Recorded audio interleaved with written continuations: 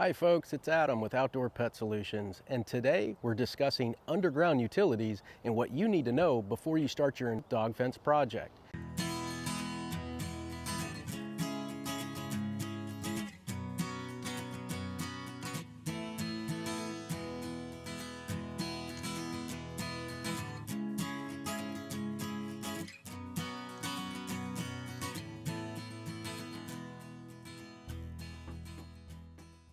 Anytime you plan to do digging in your yard, you need to know where your underground utilities are running so that you can avoid damaging them.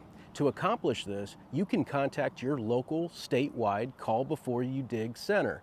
They can be reached at dialing 811. You'll be connected to an operator who will take down some information, and they will then notify all the utilities in your area and let them know that you plan to dig. And before you start your project, they'll come out and spray paint or put little flags in the yard locating where those lines are so that you can avoid damaging them.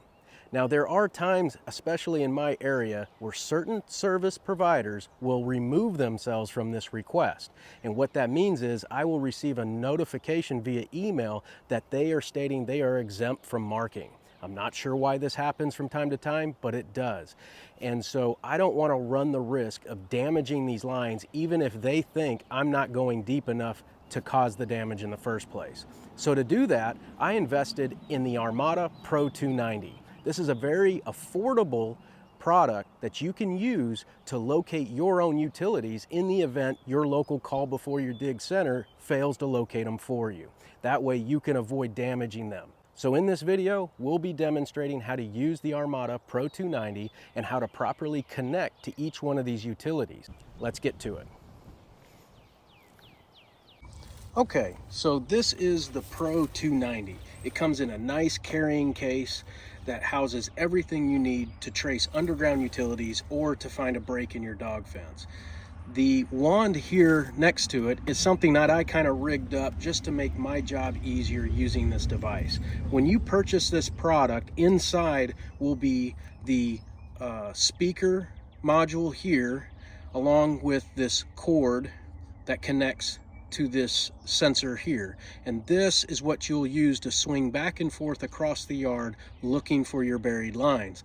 But to keep from swinging this back and forth and potentially breaking this wire, I went ahead and attached it with zip ties to this rod here that has a nice handle on the end to where I can swing it back and forth and it doesn't jeopardize the wiring. But for seldom use, or to just find that break in your dog fence every now and again, this is a great tool to use, and you don't necessarily have to rig it up like this, but this is how I have mine.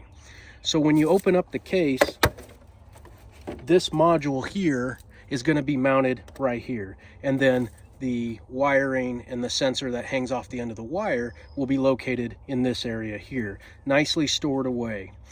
You have two leads that come out of the box. One is red and one is black. The red connects to whatever cable it is that you want to trace, and the black will connect to a grounding rod, which is housed here in the lid. You just pop that out and you'll connect your ground wire to the grounding rod and drive the rod down into the ground. Of course, you want to drive the rod first and then connect this so you don't damage the cord. But that's how it connects. It's very simple setup. There's an on-off switch that you'll flip on and off when you're ready to start tracing. And then the Armada Pro 290 on the receiving end here has a little dial wheel that controls the volume of the speaker when you're wanting to locate. And so what this does is it emits a loud beeping noise, rapid beeping, and that is letting you know that it's picking up the signal that this is producing through the line that underground that you're wanting to trace. And we'll demonstrate that in a minute, that a lot of people are confused in thinking that the signal or the rapid beeping that you hear is where the line is, and that's not quite the case. It's actually where the beeping nulls out, and I'll demonstrate that in a moment. So right here is the cable that I want to connect to and trace. This is the Comcast cable, and oftentimes there's going to be an identifier tag like this here where it says Comcast, and so you'll know that you're tracing your Comcast cable. Now it enters into a orange tube here, and this is an added layer of protection that a lot of installers will put in as it runs underground, so that if you're digging away, you'll hit this orange tube before damaging the coax, which is really nice. But a lot of times that isn't here, and it's strictly just coax that's going to run down into the ground. So we really want to locate this so you prevent damaging this and losing your internet or television. So how to connect to this is very simple. You don't have to disconnect to expose the copper that's inside. You can actually clip the red clip directly to this attachment collar here. It's very simple. You just want to take the gator clip and clip it right there onto the side and just hold it on just like that. Make sure the teeth have something to grip to, and that will push the signal through this line so you'll be able to trace it. Now, one thing to note, all these lines are typically grounded. They'll feed into a common ground that's on your home, and that is a ground wire that's going down into the ground to protect these lines from lightning strikes and surges and whatnot. So if you have a ground wire that's attached to this line, you're going to be pumping the signal not just through this, but it's going to transfer into the ground. So that ground wire may be causing bleed over as you're tracing.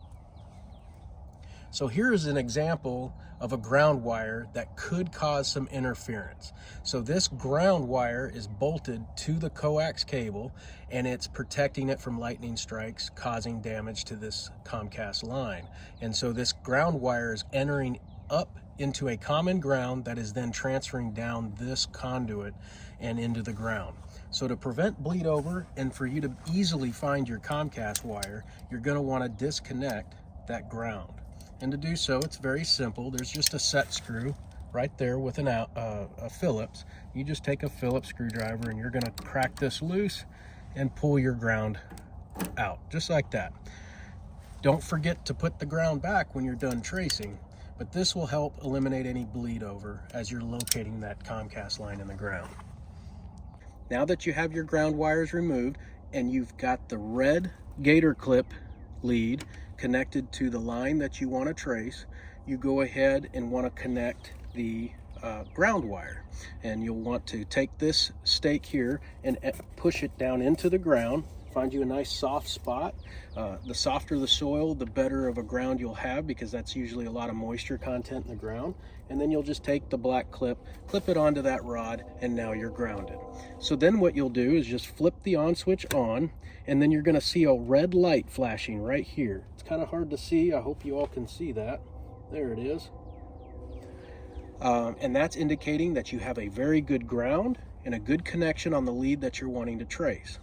Then you're going to take your tracing unit here and you're going to flip it on. And when I do, you're going to hear a loud beeping noise, just like that. I'll kind of tone it down. And that beeping is the signal in the area. So what you'll do is you'll wave back and forth in front of your Comcast cable. And I don't know if you noticed, but it's kicking in and out. So if I go real slow, stop right there, that's where the cable is. Where it nulls out right there, and then it picks back up, that's not where the cable is. That's where the cable is. So you just swing back and forth, and you're following the cable all the way out into your yard. So there's the line, swinging it back and forth. Right there is where the line is. So we're just going to follow that out till we get into the grass here. Now that we're in the grass, we're going to go ahead and start marking it. So right there.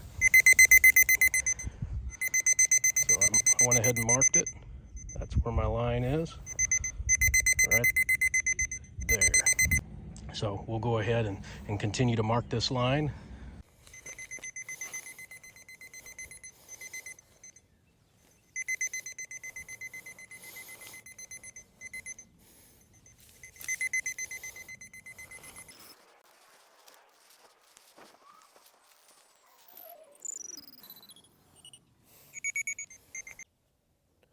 All right, so here's our line that we just got done tracing. It's the Comcast line, and what I wanted to point out was, as you can see, it looks like a straight line until you get all the way down there to the end. It makes a hard left to the junction box. And so why I'm pointing this out is if you go to trace your lines and you don't finish it all the way through, you might make an assumption of where it's running, and unfortunately, you might make the wrong assumption and you'll end up hitting your buried internet line, and then mama's not going to be happy.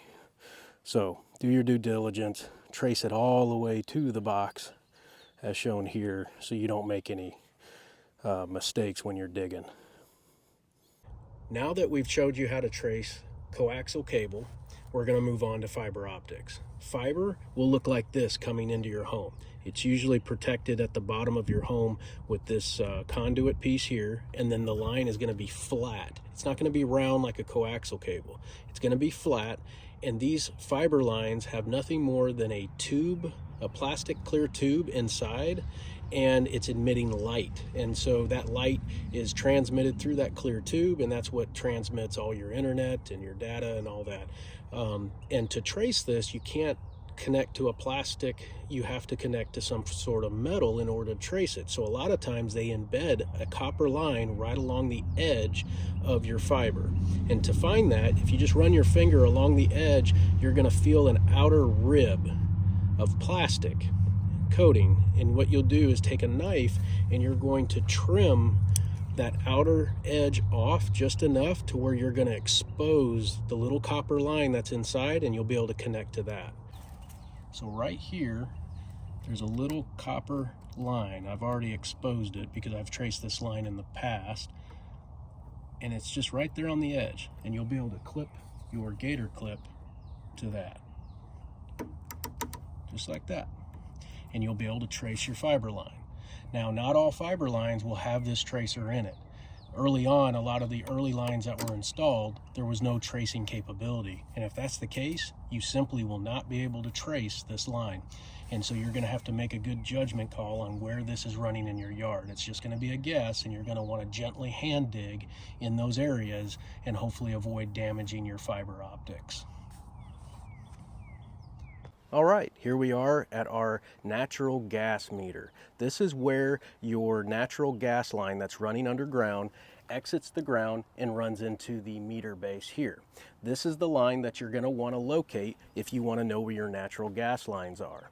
So to locate this, you have two options. A lot of times down here at the base, there's going to be a yellow tracing cable, and you can connect to it. It's just copper, usually encased in a yellow protective jacket, but if you connect to it, you'll be able to trace exactly where this natural gas line is running throughout your yard. But in my case, it's missing. It's either been damaged, removed, or it was never installed in the first place. So how would you connect to this gas line if the tracing cable isn't obviously there? Well, you can actually connect the Pro 290 directly to the pipe itself. And I like to do that by connecting to the shutoff. This is where the shutoff is located. This turns back and forth, closing the valve to cut off gas to your home. It's currently in the open position, so it's straight up and down. So what I like to do is connect directly to it like that. Simple as that. The Pro 290 will be able to pump its signal into the actual pipe itself, and you'll be able to locate it just like any other line.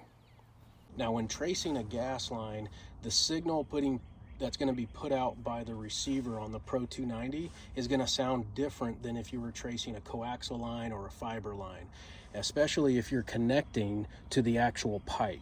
If you're connecting to the tracer wire that's here, that could be there, it will be a nice clean sound and a loud beeping noise coming from the receiver. But if you connect to this, it will be a diminished noise. So at first it's not going to sound familiar. It's going to sound a little different.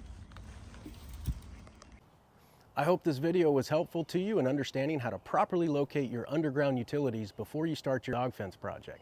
Remember, always dial 811 first and give your local statewide call before you dig center an opportunity to come out and locate all those utilities for you.